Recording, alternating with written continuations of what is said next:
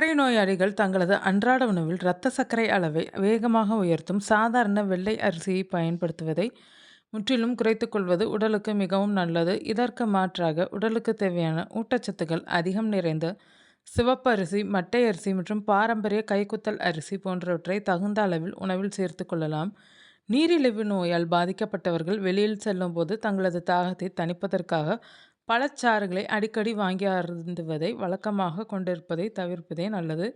குறிப்பாக கடைகளில் செயற்கை முறையில் சர்க்கரை மற்றும் பல்வேறு சுவையூட்டிகள் சேர்த்து தயாரிக்கப்படும் பழச்சாறுகள் இரத்த சர்க்கரை அளவை உடனடியாக கணிசமாக அதிகரிக்க செய்துவிடும். மாவுச்சத்து மிக அதிகமாக உள்ள மைதா மாவினால் செய்யப்படும் உணவுகள் சர்க்கரை நோயாளிகளின் ஆரோக்கியத்திற்கு பெரும் எதிரியாகவும் ஆபத்தாகவும் கருதப்படுகின்றனர். குறிப்பாக மைதாவை பயன்படுத்தி தயாரிக்கப்படும் பரோட்டா மற்றும் பப்ஸ் போன்ற பேக்கரி வகை தின்பண்டங்களை நீரிழிவு நோயாளிகள் தங்களது உணவு பட்டியலிலிருந்து முற்றிலும் தவிர்ப்பது முக்கியமாகும். மாலை நேரங்களில் பொதுவாக நாம் அனைவரும் விரும்பி உட்கொள்ளும் வடை, சமோசா, பக்கோடா போன்ற எண்ணெயில் பொரித்த மொறுமொறுப்பான பலகாரங்களை சர்க்கரை நோயாளிகள் தங்களது உணவில் சேர்க்கக்கூடாது. அதிகப்படியான கொழுப்பும் எண்ணெயும் கலந்த இந்த துரித உணவுகள் உடலின் ஒட்டுமொத்த வளர்சிதை மாற்றத்தை கடுமையான பாதிப்புக்குள்ளாக்குகிறது.